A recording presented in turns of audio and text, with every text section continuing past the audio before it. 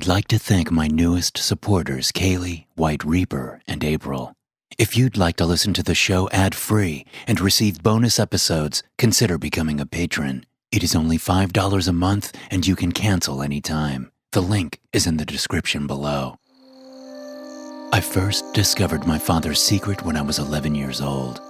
It was a hot, windy summer night, and for some reason I just couldn't sleep. The painful dryness of my throat forced me out of bed for a glass of water, but I was careful to tiptoe down the hall. To my right was my parents' room. Both were high-achieving workaholics who would ground me for a week if they caught me sneaking around at night. To my left was my baby brother Eric's room, and if he woke up, we'd all be listening to his shrieks until morning. After navigating the minefield of creaky spots on the hallway floor, I chugged a glass of cool water and turned to go back to bed. And that was when I noticed a dim light at the bottom of the stairs. It seemed to be coming from the kitchen. But who would be down there so late at night? Against my better judgment, I crept slowly down the stairs. Familiar places seem different at night. Sound carries, distances stretch and contract, and shadows seem more dangerous than they do in the daylight. As I peered around the corner of the living room wall, I wasn't entirely sure that I'd ever really woken up. Maybe I was still back in my bed, and the freakish scene before my eyes was a nightmare. My father stood in his boxers before the open refrigerator like a cultist worshiping an idol. Food items of every imaginable type were spread out across the tile floor like burnt offerings. Tupperwares full of salad, entire pots of vanilla pudding, canned spaghetti, gravy, raw steak, and much more. To my amazement and horror, my father, who normally counted his calories and lectured us about the importance of healthy eating, began shoving fistfuls of it into his mouth. The vileness of the mixtures that dribbled from his hands didn't seem to matter. In fact, he almost seemed to relish the most sickening combinations. Chocolate cake with an entire jar of mustard, uncooked chicken breasts wrapped in banana peels, gorgonzola cheese, coffee grounds, and a cherry popsicle. My father shoveled handful after handful of disgusting slop down his throat with grunts of satisfaction. When it was all done, he sat on the cool tile floor, chewing on wrappers and plastic as he scanned the darkened kitchen for more things to eat. His normally kind blue eyes looked black and piggish, and I shivered at the thought of what might happen if that hungry gaze landed on me. I backed away and crawled up the stairs as quietly as I could, being more careful than ever not to make a single sound. It was all too easy to imagine the sudden squeak, followed by my father charging on all fours through the dark, searching for me with those beady animal eyes. His wide-open mouth, filthy with potato peels, soy sauce, and raw flour, would sink into the back of my leg. He'd grunt and gurgle with glee as he ate. Once safely back in bed, I lay awake for a long time, listening, hoping that when and if my father came back to bed, he would walk up the stairs on two legs. Hours later, I woke to the sound of knuckles hitting wood. Breakfast is ready, champ. My father stood in my bedroom doorway, grinning. His eyes were blue and kind, just as I remembered. His physique was sleek and fit, like always, and his clean-shaven face smelled of aftershave and mouthwash. He laughed when he saw my groggy expression. Looks like someone had a rough night. I'll see you downstairs, all right, buddy?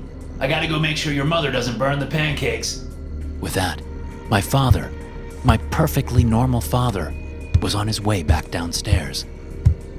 Had it all just been a bad dream? I would have been happy to believe it, but as my father walked away, I spotted a wrinkled, greasy lettuce leaf stuck to the bottom of his bare foot. The next night, I forced myself to stay up late on purpose. Although I never heard my father get out of bed, the light was on downstairs at around 2 a.m. I went far enough down the stairs to hear the gnashing and gurgling sounds coming from the kitchen. I turned back with a shudder. I was repulsed by my father's freakish nighttime feasts, but strangely fascinated by them as well. They explained so many things that had seemed odd to me before. The way my father always came home from work with fresh bags of groceries every day, for example. Or my mother's strict rules about being out of bed at night. Did she know? Or was it a subconscious instinct warning her to protect her children from what her husband became at night? When I looked at my father, however, I couldn't help but wonder where it all went. At 46, he still had the body of an athlete. Was this how he fueled his endless days of work, exercise, and socializing? Or did he just puke it all up at some point? Maybe the whole thing was just a weird form of sleepwalking. I'd read about sleepwalking for the first time in 4th grade, and it had terrified me ever since. After the 3rd night, I stopped spying on my father. It felt wrong and dangerous too. On my way up the stairs the last time, I woke up my baby brother Eric. Miraculously, he'd only cooed and gurgled a little before falling back asleep. Nevertheless, I breathed a sigh of relief when my father left for a week-long business trip. When he came home, his late-night feasts stopped. For a while. But the year I turned 14, they returned with a vengeance. One night I snuck out with some friends to smoke and drink by the railroad tracks behind my neighborhood. As I slipped back into the house with a spare key, I didn't even think about what my father might be doing at this late hour. But the foul smell inside the house reminded me. Unable to restrain my curiosity, I snuck down the hallway toward the kitchen. It looked like a hurricane had passed through. Cabinets were flung open, frozen peas covered the floor, and my father was on all fours with his head inside the trash can. We threw everything in there. Dead leaves, dog feces, dirty paper towels, and my father was devouring it all. I covered my mouth to block out the stench and crept upstairs to my bedroom. Previously, my father had been able to keep the noise, smell, and filth to a minimum, or at least get it cleaned up by morning. But during that awful autumn, his late-night hunger grew worse and worse. The slamming of cabinets even woke Eric. 3 years old now and already adventurous, he wanted to go investigate. I had to press a finger to my mouth and lay with him until he fell back asleep. The chaos also set our golden retriever, Max, into barking fits that could last for hours. Until one night, they stopped forever. Max was usually the first one to the breakfast table in the morning, eager for the pieces of cereal or egg that Eric inevitably spilled all over the floor. Yet one rainy morning at the beginning of November, he wasn't in his usual place beside Eric's high chair. My father sat at the kitchen table, staring blankly into a mug of black coffee. When Eric and my mother finally joined us at the table, he broke the bad news. I'm sorry, kids. Max ran away last night. I'm going to go around the neighborhood today and put up posters, but I found his collar torn off, and it doesn't look good. After a long silence, Eric ran wailing to his room.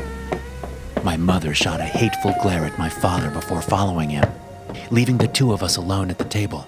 If you'd like to help with the posters, my father began. No, that's fine. I pushed my omelet around my plate with my fork and tried to hold down the sick feeling in my stomach. I don't think it would do much good anyway.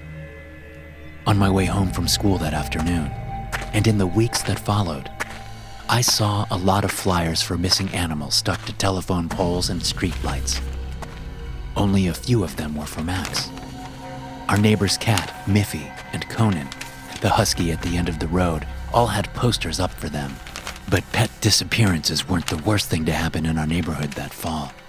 Christy Pell, an attractive young woman who lived a few houses down from us, liked to go for long runs before sunrise. One morning, she never made it back home. Although our parents did their best to hide the grisly details, soon every teenager in the neighborhood knew exactly what had happened to Christy. The 7 a.m. garbage crew had found the naked upper half of Christy's body at the end of a gruesome smear on the sidewalk. Her lower half, her stomach, and most of her intestines were missing. Police weren't sure whether Christy had died of blunt force trauma or bled to death from the thousands of scratch marks gouged into her skin. They weren't even sure if she'd been alive or dead when she'd been torn apart. A curfew was put into place. The school called a special assembly, and when I got home from school that day, my mother had installed new locks on all the doors and windows. The era of midnight excursions to the railroad with my friends had come to an end. And so did the attacks.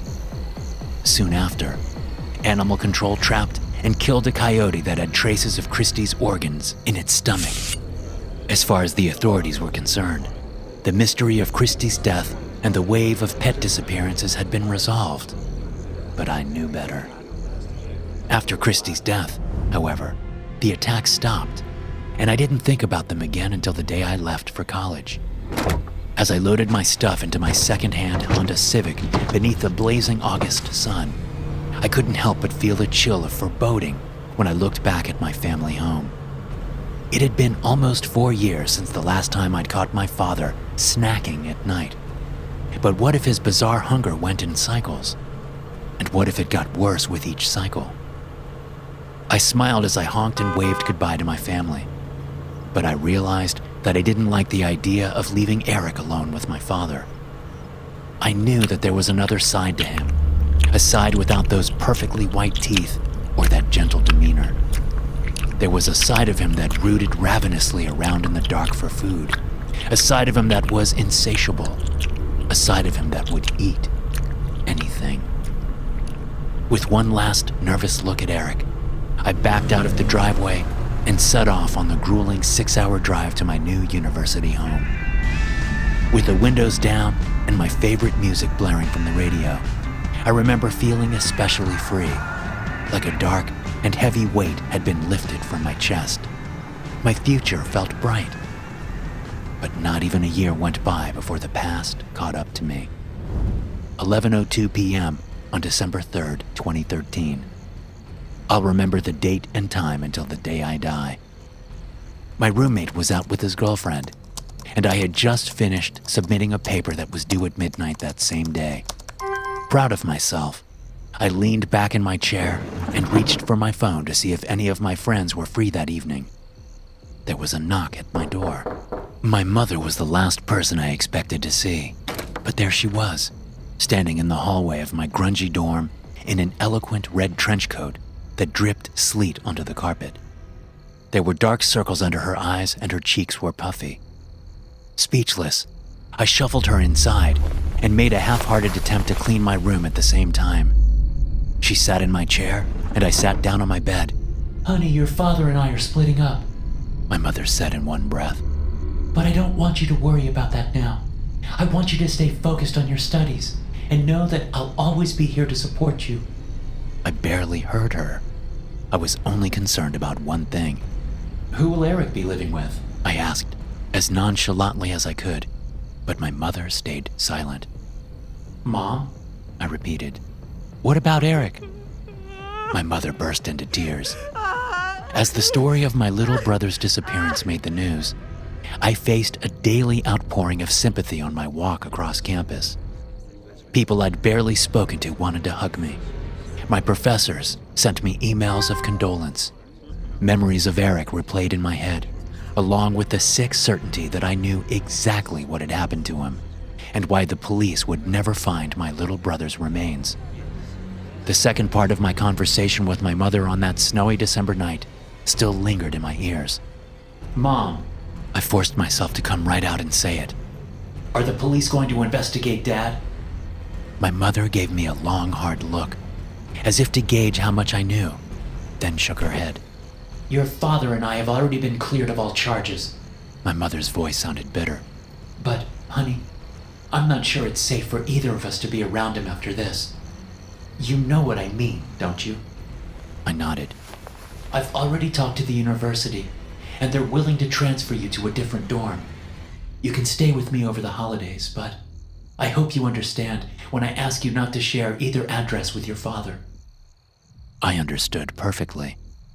For the next 5 years, I went off the grid from my father. I didn't know where my father was or what he was doing, and I didn't care. But a month before I graduated from my master's program, I listened to the thesis presentation of a friend in the criminology department who was developing a program to link killers to victims by tracking their flights. I immediately thought of my father's business trips. And when my friend ran his full name through his system, it returned a multitude of disappearances that coincided with each of his trips. Unfortunately, my friend informed me, the cities he'd visited experienced dozens of missing persons cases each week. The proof I'd uncovered was useless. I did, however, learn one useful fact from my friend's system. My father had no registered address, but he did own a P.O. box and a remote patch of land in the southeastern corner of the state. When I pulled up the coordinates on Google Earth, I saw what could easily be a small cabin hidden among the trees at the end of a winding dirt track. I felt a pang of sadness for what had happened to my family. How could a man as hardworking and successful as my father have wound up living in such a place? Before I opened a new chapter in my life at graduation, I needed to close the last one. I needed to confront my father. It was a long drive to the address my friend had given me. My gas meter crept lower and lower, but all I saw were more pine trees. My father had truly moved as far away from civilization as he could get, and I couldn't help but wonder how he fed his hunger all the way out here. I finally pulled to a stop at a dirt pull-off with a rusty gate blocking further passage. If I hadn't been looking for it, I would have missed it. As I hopped the gate and proceeded down the dirt track, I spotted a familiar pickup truck hidden behind the trees. My father was here. I'd walked about a mile when rain began to fall from the storm clouds overhead, turning the dirt track into a muddy clay soup. I suddenly doubted my decision to come all the way out here, alone, without telling anyone where I'd gone. When I was a child, my father had always been himself during the day. But what if that was no longer the case? Up ahead, a half-buried deer skull sneered at my predicament. It was a long 3 miles to my father's cabin, but I recognized the simple, 2-story wooden structure right away. The cabin showed all the care and dedication that my father put into everything he did. Even though he'd clearly built it himself, it looked good enough to be a rental. I knocked on the door, hoping that when it opened, I wouldn't see a pair of beady black eyes glittering over a drooling, ravenous mouth. Well, this is a surprise. My father smiled when he answered the door. Before I could stop him, he wrapped me in a tight bear hug and pulled me inside. He was just as well-kept and eloquent as I remembered, even at 10 a.m. on a Sunday. But his hair had gone white, and there were wrinkles around his blue eyes. Inside, the house was clean, but dark and empty. I guess we've got a lot to talk about, don't we, champ? Soon after, I was wrapped in a warm blanket with a hot cup of coffee in my hand, sitting with my father at a tiny table that was dwarfed by the cabin's enormous refrigerator. We spent a while catching up before I finally found the courage to broach the topic I'd come so far to discuss. Dad, I began. I want to talk to you about something I saw when I was a kid. Something that I think has a lot to do with what happened between you and Mom and Eric. The blood rushed out of my father's face. You saw me eating, didn't you? He sighed. Or at least, you saw something that looked like me. My shadow. Shadow? I frowned. I hadn't expected him to make denials or excuses. But then again, it was true that I'd never actually caught my father going from the bedroom to the kitchen. I don't know why or how, my father went on, but it happens to everyone in our family. Our worst qualities get separated from us and take on a life of their own.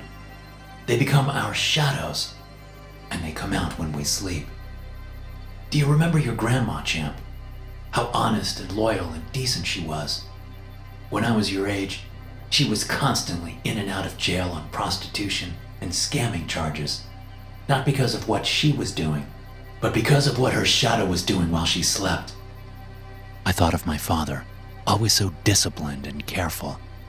If what he was saying were true, it made sense that his shadow would be a reckless, insatiable glutton. Sometimes the shadow separates sooner, sometimes later. I tried to protect you kids by leaving during the worst moments. My father chuckled sadly. But I guess you caught me anyway. A horrible realization dawned on me. What about Eric, Dad? Did Eric have a shadow? Do I?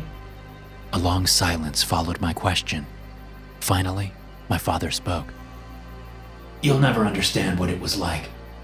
Seeing my own gentle Eric on all fours in the backyard, with that bloody dog collar between his teeth, his eyes black as death. My father let out a ragged breath. Your little brother's shadow separated early, son, and it was the most twisted one I've ever seen. As uncontrollable as my own shadow was becoming, I had to stick around to control Eric's. But I failed. You don't mean... A series of gruesome memories came back to me. All those missing pets. The police had said that Christy Pell had been torn apart by a coyote's claws and teeth. But something else could have caused her injuries as well. Something like child-sized human fingernails. I'd hoped that after what happened to Christy, your little brother's shadow would go dormant for a long time, maybe even forever. But while you were away at college... It was too much. I staggered toward the cabin door. I wanted to sprint back to my car and forget I'd ever heard any of this, to go back to my ordinary, shadow-free life. But before I did, there was one thing I had to know. Dad, what happened to Eric? Leaves rustled and twigs snapped outside. My father looked anxiously up at the ceiling. Your little brother started spending more and more time asleep, which meant that his shadow was getting stronger. Eventually, Eric stopped waking up altogether, and it was just a matter of time before his shadow killed again. Your mother and I made up that story in order to bring him out here, where his shadow could hunt wild animals. Here? Eric is here? I gasped. Eric is unconscious upstairs. His shadow is here, and I don't think you want to see it. Something slammed into the door with a reverberating boom. My father grabbed my hand. Don't worry, it'll pass. Whatever was outside threw its full body weight into the walls again and again. I understood why my father had built the cabin so well. Fingernails clawed at the shuttered window just a few feet away from where we sat. Outside, my brother's shadow let out a frustrated, animal scream and ran off into the woods. A few minutes later, my father and I stood around Eric's bed upstairs. His hair and fingernails had been lovingly trimmed, and there was a peaceful expression on his sleeping face. I still hold out hope that one day he'll just wake up.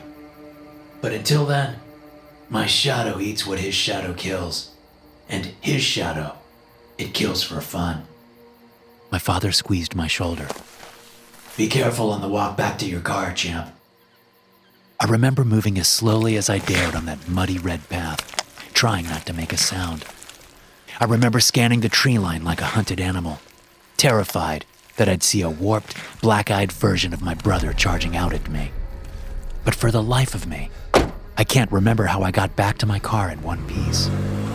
As I pulled out onto the deserted country road, I was sure that I'd never return to my father's cabin. It was too dangerous for me, for my father, and for Eric.